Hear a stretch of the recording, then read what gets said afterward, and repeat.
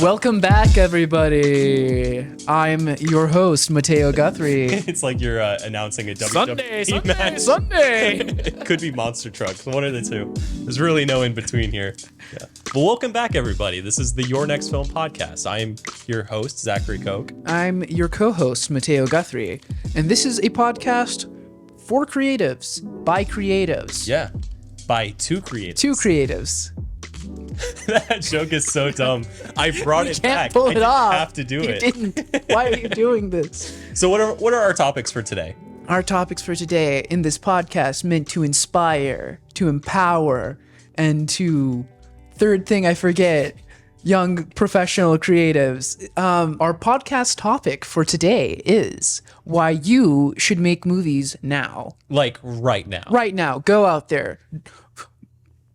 Freaking finish out this podcast, watch it to the end, close out of your browser window, grab your phone camera, grab or your normal Hi8 camera or your Hi8, get out there, start shooting, put together your movie. End of the week, you have a movie on your hands. That's ideal, actually. That is how we want to. No, if I could live my life that way, it would be beautiful. But can you not? I mean, I can. There's a lot of stuff that I watch that inspires me to I will watch things and it's like a landmine. It's like, oh, that was my sign to stop watching things and to make something. It works really well. This is what our podcast is supposed to be for you. Like literally, you see this pop up on your shorts feed, this little clip right here that I'm saying. And it's just me in the background. Make a movie. Make a movie, baby. Make a movie. But in all seriousness, now is the perfect time for you to make a movie. Mm-hmm. We ourselves are doing that with our feature happening this year. Mm-hmm. Next month. It's happening next month. Yeah, we're starting production next month. But with that, like, let's get really into why. Because obviously, like, we can say just go make a movie. It's kind of like just go get a job. Easier said than done. Sure. But there is a why to this. And I think I'll just jump into it with cameras are just kind of the cheapest they've been. Yeah, literally. And now we don't have film. You didn't even have to buy tapes, which are reusable, but you buy an SD card, Here's the thing.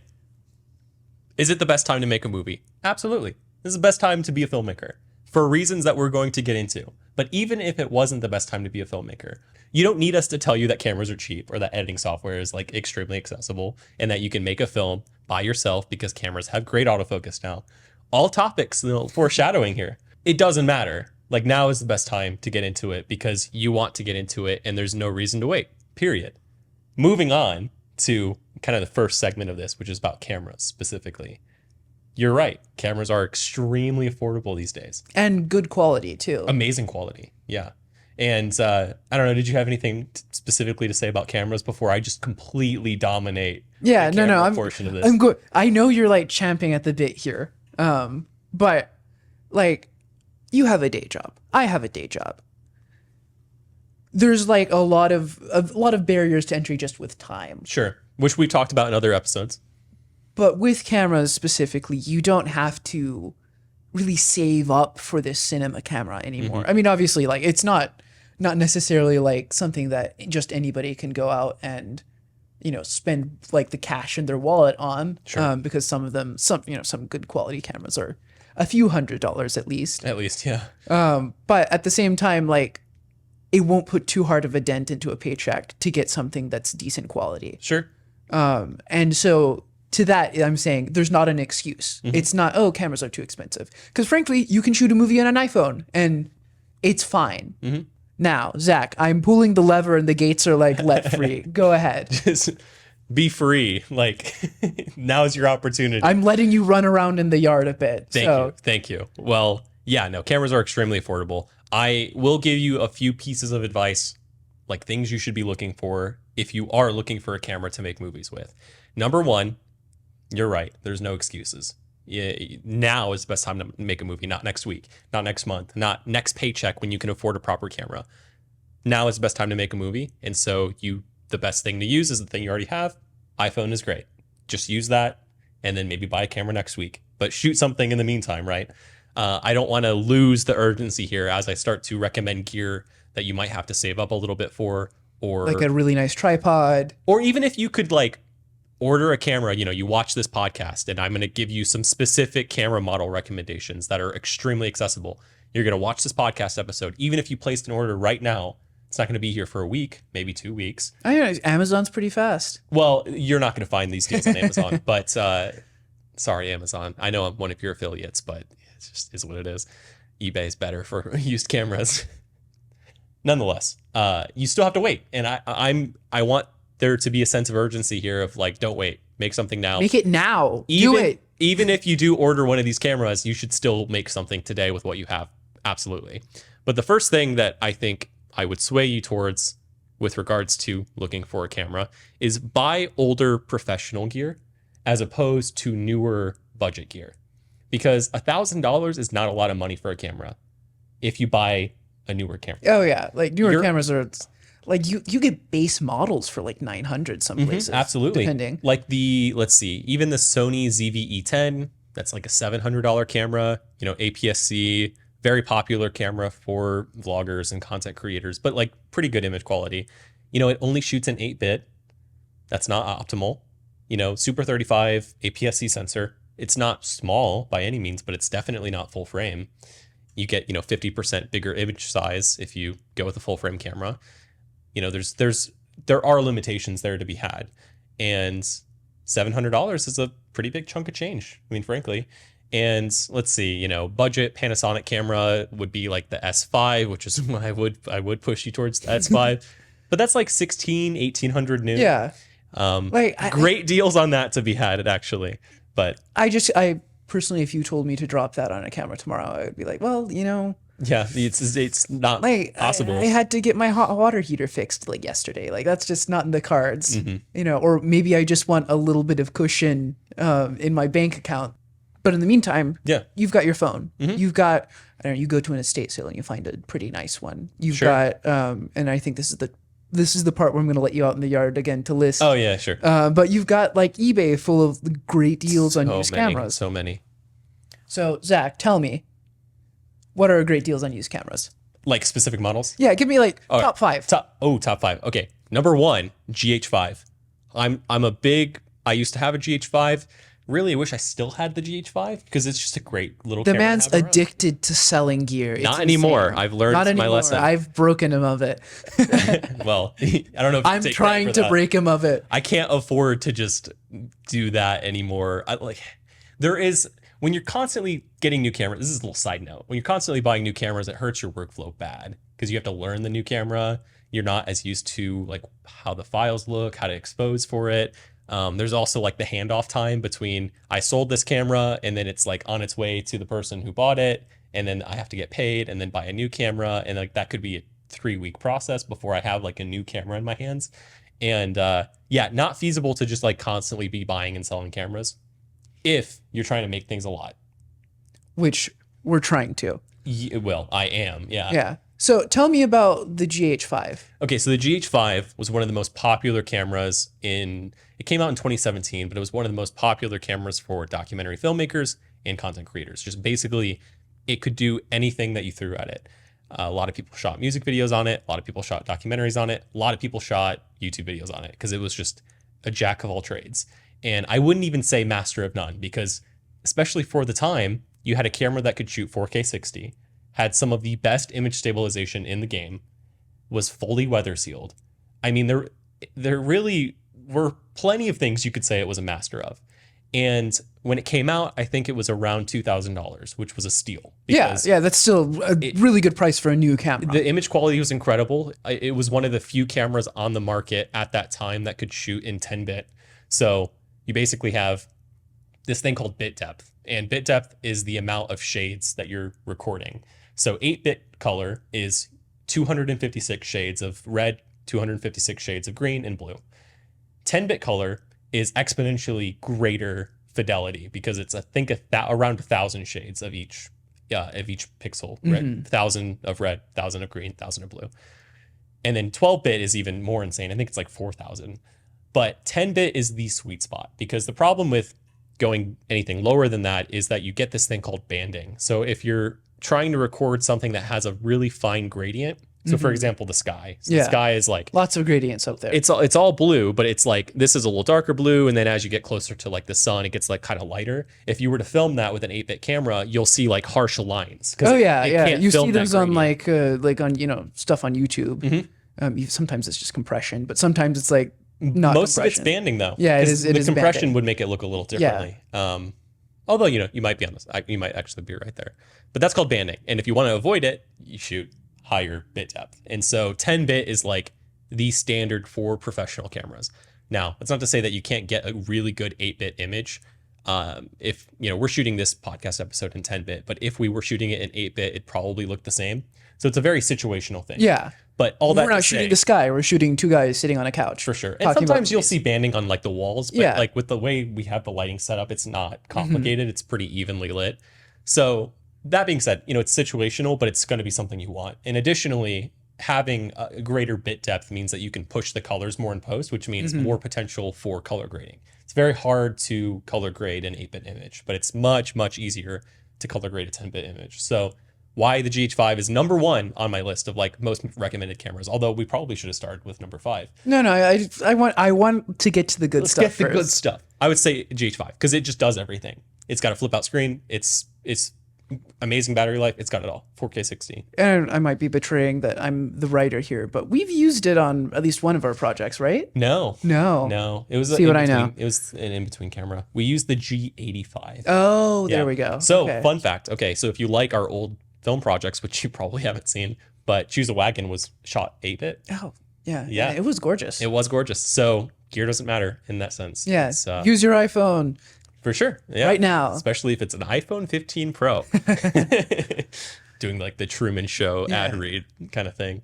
Well, okay. What's like, so for whatever, every GH5 has been wiped off the face of the earth by Which is unlikely because so many Zack people selling bought them, Zack mass buying them. You can't find one for whatever reason. hoarding GH5s. Or you watch this podcast an hour late, and all our listeners have already bought up all the GH5s on the market. This is not going to happen. But should it have happened, Mm-hmm. what's the next down? What's your like number 2? G85. So, okay. Or GH4. I mean, honestly. So I'm going to put this at number 2, actually. Okay. So is it the most impressive camera spec-wise? No.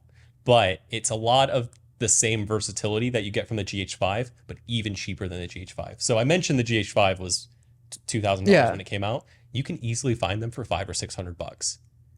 And it's only been 4 years, 5 years since it came out. Oh, no. No, it's been more than that. I'm feeling old. Man, 2017 does not feel very long ago. No, it doesn't. Regardless, extremely affordable. But if you were even you were really trying to ball on a budget, G85 is like $200 or $300, which is nuts.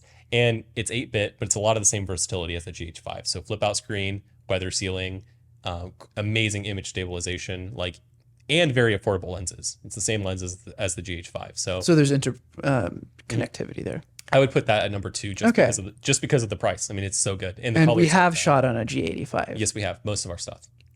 So Old stuff. yeah, old stuff. It's good. Colleagues. It's worked for us. It has. It really has. Gosh, I forgot we shot colleagues on that.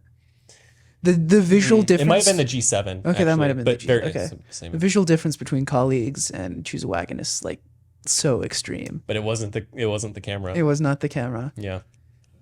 Well, okay, so we've have our first 2 picks. Mm-hmm. What are like what's number 3? I'm gonna throw this one to you actually. Okay. So what would you recommend? Just and I want more of a personal recommendation. Like, what do you enjoy shooting on that you can actually recommend to someone else? All right, so this is, you know what I'm gonna pick here. I think, but I'm gonna broaden this because I really don't have Zach's like camera addiction. I'm not. there's benefits. I'm to not camera selling. being Yeah, addicted. here's the benefits to camera addiction is he knows a bunch of cameras and I just have like the 3, right? I have a Sony Hi8 that works perfectly well, and it's on like Hi8 tapes. And it's great. I also have a like no name cheap like Taiwanese the camcorder. Digicam, like little camcorder, and it's terrible Do quality. not recommend that. Even for the but vibes. in between those, there are a lot of like different. There are some like camcorders that like record to SD, like my little digital one, but made by a company that still exists. There are other than Sony Hi8 recorders out there. That record on tape. I'm saying record a DVD. Yeah, they record to DVD. I love the DVD ones. Those are so cool to me. Really? With like the little flip out like circular thing. It is cool. Yeah. Guilty pleasure, but I'm just going to kind of blanket recommend find a camcorder that works for you, just because the form factor for me, it's like, obviously the iPhone has a low barrier to entry, but the iPhone still, like, sometimes I'll get a text while filming, and sometimes it'll break my concentration. That's a whole episode. Yeah, we can do a whole episode on that, and the obvious like fix for that is just turn on do not disturb. But sometimes I'll get like a text while filming. It definitely is a multi-tool still in the way that a camcorders are not. And the camcorder often, like for example, the little digital one I have feels like baby's first camera. Yeah, it is. But yeah, it very much is. But like that same feeling that even a Hi8 will give me, that like this is not necessarily a serious super duper professional GH5. The Hi8 is pretty well built. It's still well built, but it definitely feels like this is a little simpler. I'm playing with fewer buttons, and I'm not like running. I don't know, man. Those had actually way more buttons. Open up the screen. It's just like a dozen right there. You know what I mean. I'm playing with fewer settings. There's a lot of automatic modes. pointing and shooting. Right. And that did frankly wonders for like the creative process, where I had a dedicated camera that cost me $5 at a thrift store. So good. And it stayed out of the way. Yeah, it stayed out of the way. It just works, and it's simple, and it lets me focus more on the craft than on the camera. Yes. Which is something that has been a barrier in times past. And yeah, all that was extremely helpful. That's kind of why I wanted to pass it off to you, because that's my number 3 is a camcorder that you can do. It's sort of like podcasting with one of those like snowflake mics. Oh, like the Blue Yeti? Yeah, the Blue Yeti, like the Yeti Snowflake is the one that I podcasted early on with. And it was fine. And since then, I have a soundboard, and I have like XLR cables, and I have dynamic mics, and I'm doing things with those. But at the time, just a USB mic that I could plug in and open up Audacity was exactly what I needed for the time being. And it worked.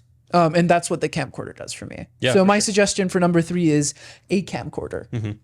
And what I like about especially your Hi8, but this goes to literally any camcorder, is that workflow. That workflow is incredible. And like we talked about in the previous episode about visual style, cycles of setups and payoffs, and focusing on really the craft of filmmaking, having a tool that stays out of your way is hugely beneficial. And so I would put number 3 on my list, a Hi8 camcorder. Nice. Yes. Okay. Yeah, agreed. I would agree. Yes.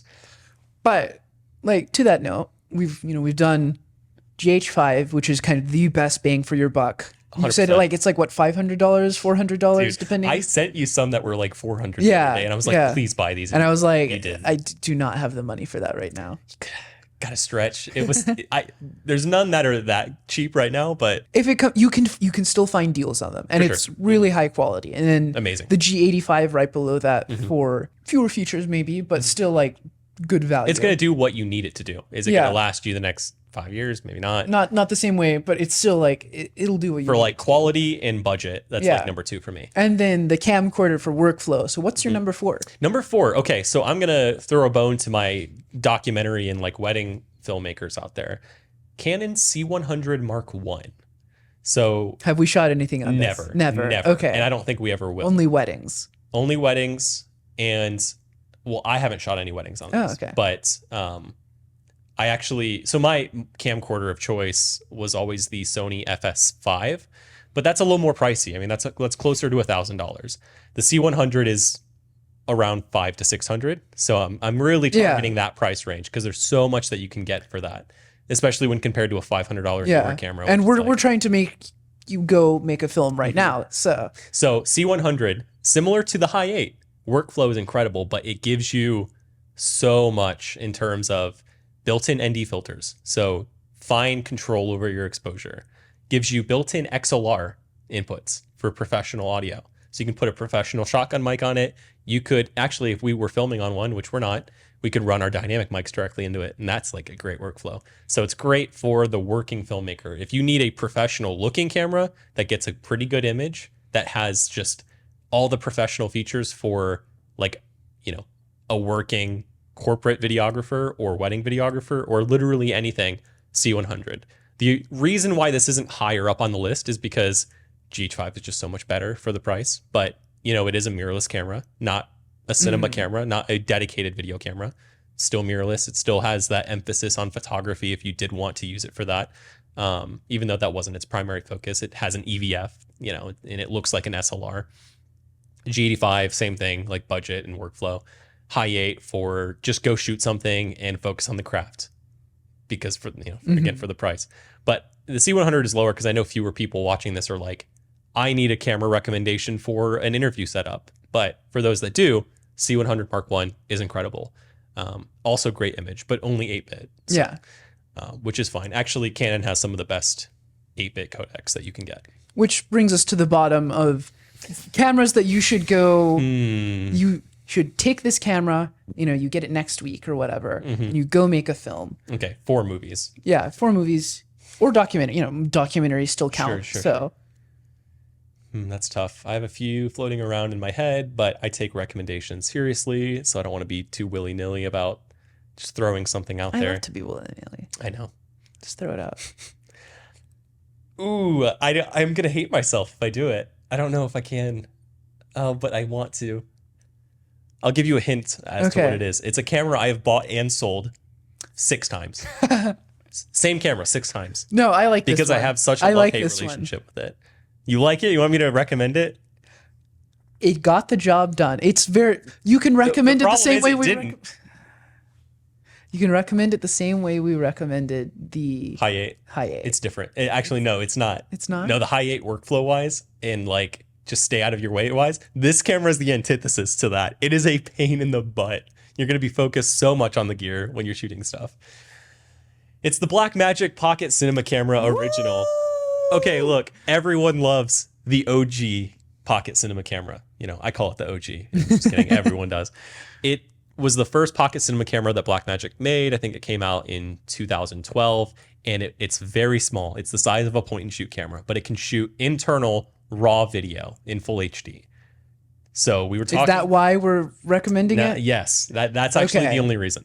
So, you know, the C100's 8-bit, G85 is 8-bit, G5 is 10-bit.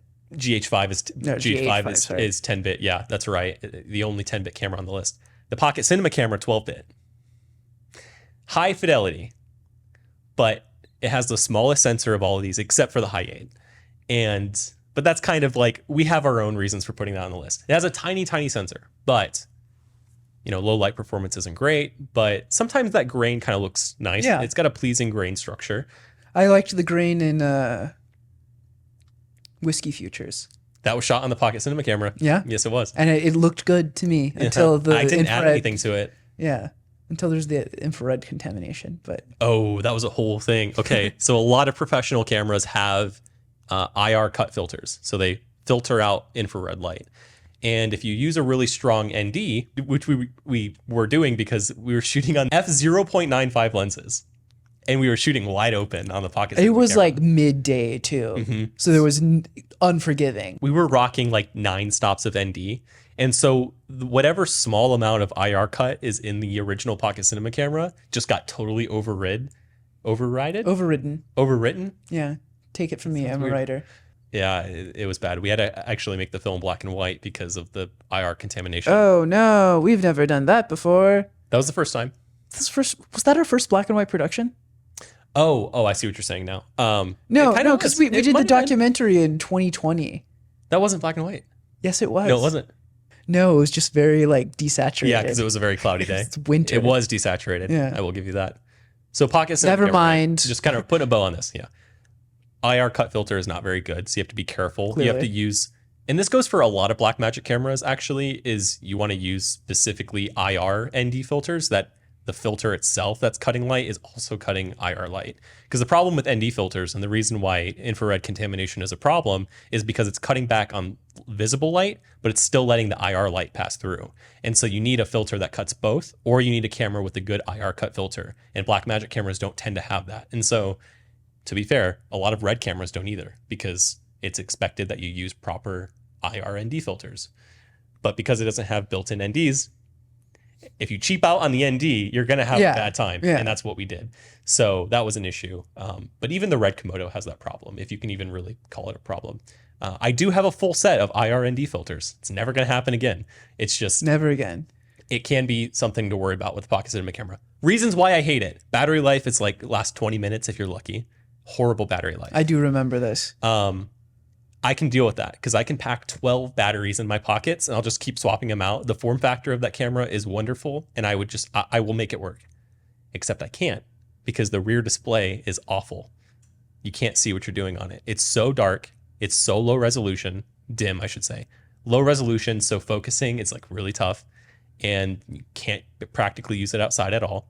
You can use a little loop to put over it to like, turn it into a viewfinder almost, and that kind of helps. But I do remember that on Whiskey Futures, you had to like look through this. No, actually, no, you had something like that. I might have, but I also had a monitor. Yeah. And so here's the great irony of the Pocket Cinema camera is you can't use it as a Pocket Cinema camera. You have to rig it out because the screen is so unusable that you have to have a monitor for it. Otherwise, you risk missing focus or just even if you do nail focus and exposure, it's very likely that you're not going to have a good time. Like, even if you do it right, it's not fun to look at a shitty screen. Yeah, it's fair. just not. And so it's hard to recommend for that reason. No internal image stabilization, which is fine. Look, it's fine, guys. But it's kind of tough because it's such a small camera that it can be jittery if you try to use it just as is. And I'm all about minimalism here. Like, I don't want to add too much to my camera. It's the opposite of the camcorder. It literally is the opposite. Yeah. Which is fair because it's a cinema camera. But at the same time, I've had a good time with it. Working around it rather than working with it. I will know, but in the moments I've handled it, I've enjoyed it. I will say, kind of last, like to finish out. Put it to bed. Yeah. The original Pocket Cinema camera is such a self-defeating camera because it can't be used for its intended purpose, which is a micro tiny camera that has cinema level quality. And this is going to be our most disliked shorts, by far. But it's just kind of bad. Throw tomatoes at us. It's just kind of bad. Also, like, yeah, it can shoot 12-bit and like the quality is there. But because the sensor is so small, like I would take a 10-bit Panasonic S5 image over that any day. I mean, the quality of this is so much better. It's not about just the codec. It's everything around it. And so it's hard to recommend, but if you can deal with its quirks, go for it. So pivoting off of that, one of these cameras is in your hand, or at least you've gone up into like your parents' attic and you found the old Hi8 camera that they used to shoot family videos on. Toddle back downstairs. You've got it. You are ready to go because you have the camera. Why else should you make a film right now? Oh, great. Oh, yeah. There was a whole other aspect. Yeah, almost of as if, there was, the episode has a topic or something. Yeah, it does. Okay. Do we want to move on to editing software? Give me something much more general than editing software. Give me a reason to make films right now. Not enough people are doing it. Really. Filmmakers like us are kind of a dying breed. This is just a theory. Okay, well, I was going to say, why do you say that? Because I feel like I know everybody making like short films right now. We're just in that group though. Yeah, fair. So here's my theory is the next generation of, I don't even want to call them filmmakers, they're video creators. They aren't so much interested in making traditional films. They're more interested in making online videos. That doesn't mean that they can't have a narrative spin, but they're more focused on filming themselves. That doesn't mean that they're not interested in making it cinematic. So there's still art to it. There's still 100%. Yeah. But the filmmakers as we know it are becoming a bit of a dying breed. The types of filmmakers that want to go to festivals, even though festivals are more popular than they've ever been. And we just had an episode talking about how they weren't worth it. Not solely for that reason. You're right.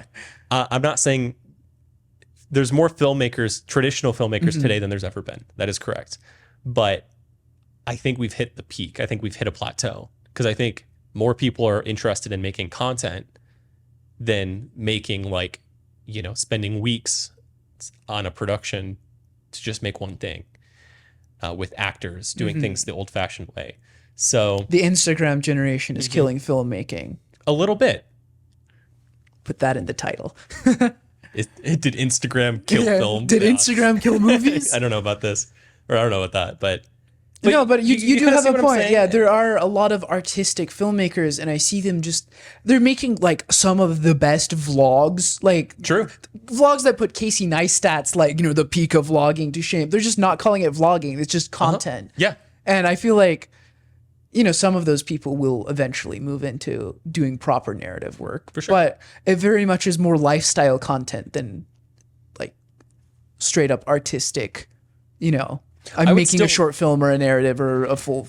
I would still call it feature. artistic, but it's hard Yeah. to call it a short film. Yeah, You yeah. know, but the thing is, some not people the are. artistic narrative. It's the the lifestyle content. They're taking their need to create and they're putting it towards something different. Yeah. Yeah, completely. And That's an interesting concept because with the company I keep, I'm like, everybody's making a short film, everybody's doing art. Sometimes I feel like there's too many people doing it, and I'm never gonna get be able to rise above the rest. yeah, so here's the thing. I'm sorry if this is any of you watching this, but I went to college with a lot of people who fall into this category squarely, where I showed up to college already having done short film projects and narratives and documentaries and doing things kind of the old-fashioned way. Let's just say, like I had a traditional film background. Born in that the way. wrong generation, perhaps. No, I Full wouldn't of say that. nostalgia. No, I'm kidding. No. When I say traditional filmmaker, I just mean like I was making films, and everyone else that I knew that were my classmates and peers, they either had no experience at all, like they went to college to get that experience, which is totally fair. I just wanted that head start because I was passionate about it. They either had no experience at all, or they were interested in making like just videos. They just liked making videos. They made some YouTube videos here and there. Maybe they were vlogs. Maybe they were like some silly music video types of things. Content. It was more of that content focus. And what inspired them to learn media is there's all these creators that they see online that were making really cool things and really flexing their storytelling skills. And so their focus was less, I want to make like a movie, and more, I just want to make videos that can tell stories in the way that all these online creators can. I went to school with a girl, in my kind of film program, that she did not like movies. Weird. And she just we do the assignment, but it was really just sit in the classroom, watch. I think it was 8.5, and then analyze the film. How's the filming? She was just I hate movie. I hate when we do this. I'm like, this is the one time we all get a decent grade, and you're you hate this. That's crazy. She's like, yeah, I've never seen Star Wars. I've never seen Lord of the Rings. I have no I mean, fine. I mean, those are kind of even normie movies that people who are not necessarily. I don't know, into man. Those are cinema. old movies. Star Wars? Yeah. Star Wars has had a cultural. It's been around since the 70s. Yeah, but it's had a cultural impact for I'm not every denying generation. that. They've made a Star Wars movie in every decade since that is the true. 70s. At the same time, It's I been know lots of people that haven't seen the first 3 Star Wars yeah, films. I mean, I know plenty of people that haven't either, but I'm just saying it's a cultural force, and it was weird that not only was she like, "Oh, I haven't seen that," she's like, "I have no ambition to. I don't care. I don't care about What was her arts and favorite movies." movie? She didn't have one. She just did not like movies, What? and I was like, "You're in a film program." Yeah. But I can see kind of, I'm drawing a connection from her to this kind of filmmakers. That as might a be an dying anomaly, breed. but Yeah. yeah, I mean, that is, you could certainly say she's part of the problem. I don't know. I don't know if it is a I problem. wouldn't go so far as to call her a problem, but Yeah. it was definitely something I had not encountered before. Yeah, someone who's studying film but doesn't like movies. I don't think that's the case for a lot of these online video creators. They just have a passion for storytelling. Yeah. But they're not applying it to movie making, I'll just say. They're applying it to online video creation. Yeah. And some Which of is them valid. some of them go more like the TikTok route and tell stories through that. Some do the kind of calling it the YouTube new wave, where it's sort of more emphasis on storytelling, but it's like a step above a vlog. But it's usually people. Yeah, self-filming. I just see those as like elevated vlogs, like lifestyle content. That's like Yeah. really cool. Well, But you say lifestyle, I kind of have a different idea in my mind. But like, yeah, you're right. I Elevated. I vlog. follow too many like car people on YouTube that are doing like interesting things with how they use like narratives around cars and stuff. So that's I just kind of roll it into lifestyle. Yeah, there's that whole Instagram kind of generation of like really like stylistically edited, like, you know, I'm on a trip or something. I put it to cool music and I do all these things that I prefer to just lump it into lifestyle versus like narrative. Fair enough. Yeah, fair enough. The only reason I would like hesitate is because a lot of them are telling like personal stories or stories about themselves, and it's it almost feels like a character piece, but like a little less than real, but it's a real story. Yeah. But you know, Interesting. why you should make films right now is because less people are interested in making films right now. There's plenty of filmmakers, but it's kind of becoming a little bit unique to like make a movie versus just being a content creator. I mean, if you can learn the storytelling skills of like that you'll get from traditional filmmaking, I think it'll really elevate your content too, if that was something you also wanted to do. But yeah, make films right now. Why you should make films right now is you're probably in our position, right? Like, you're not in college anymore. You're not in film school anymore if you went, right? You're not like necessarily starting out anymore, even though like you're starting out, right? But you're not starting out anymore. Like you've passed the like, oh, isn't it cute? He makes little films. Now you're probably working a 9 to 5. You're definitely not, you're not like a professional in the industry. And, you know, would you rather be, I don't know, 7 years from now, 10 years from now? Would you rather look back and be like, man, I wish I made more films when I was younger? You know, How could my life have been different if I had? Even if it wasn't, even if you would end up in the exact same spot, in the exact same job, you know, not in Hollywood, not doing the studio thing, but like, wouldn't you want to make art? Wouldn't you want to like seize those ideas and do what you can while you could? And that's why you should make films right now, not for like, you know, I've got to make my skills better in case I get a job in Hollywood. I've got to like win an Oscar by, you know, 50 or whatever. It's, you should make films because you have a passion for making art, and it's worse to not make art than to make it. Absolutely. There's nothing worse than having like a really good idea that just kind of rots away in a notes app. Oh, it's That just, sucks. it's painful. And then the ship has sailed, and then you can't return to it. And, you know, even for me, this philosophy can extend to a lot of things, not just filmmaking. But even for me, it's like, man, you know, I wish I would have just written like a micro short story, like 2 pages. Just take that idea and just getting it from idea to something, even if that something is just small, is like very rewarding. And furthermore, to add on to your point, I do find filmmaking to be one of the most rewarding art forms to take on. And, you know, am I biased? Very extremely. Wildly, extremely biased. But it's so involved, and it offers an experience like no other. You know, I could say going to like an orchestra would probably move me in a similar way to watching a film, actually. But very few other things can touch either of those things. Writing a short story is awesome. Writing a script is awesome. But just that. Who does that? I don't know. I don't know anybody who writes scripts. No, it's great. The scripts are great. But you can't give someone an experience on the same level as with a script as you will when they watch the movie that the script came from, that the script was written for. You're giving someone an experience, and not a lot of other art forms really do that. I mean, or the experience is limited slightly. It's a unique experience. I'll say that. And it's cool. Yeah. It's like technology, but like theater and like storytelling and like in the movie. And it's a team effort. It's a team effort. And then you also get like the movements that you get from like an orchestra. Like it's like that pacing but with storytelling and emotion and acting, and then you get the camaraderie and collaboration of doing it with like lots of other people. It's great. Well, I will leave you with this. You don't want to look at, 20 years, 10 years, even 5 years and go, man, I wish I used that time that I could have been like picking up a camera and making a film now. I wish I had taken advantage of that rather than just kind of sitting and waiting for, I'm waiting for a producer to contact me because he really liked my script. I wish I was like out there putting stuff out that would like make a meaning to me artistically rather than just waiting for the silver platter to come out. Right.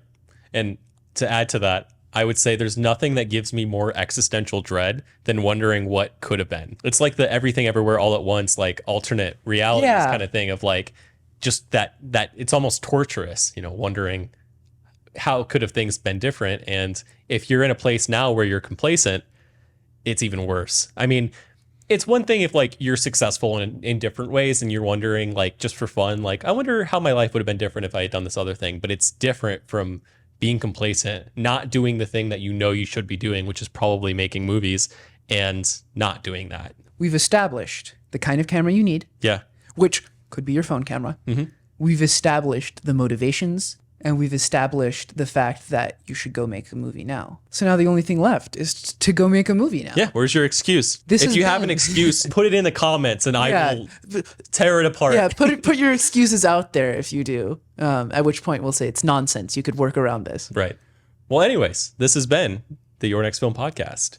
I hope you got something edifying out of it. I learned that word from Matteo.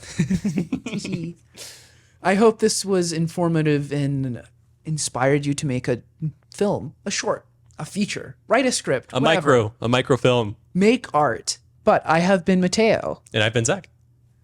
Go make a movie. It was pretty good. Yeah, it was pretty good.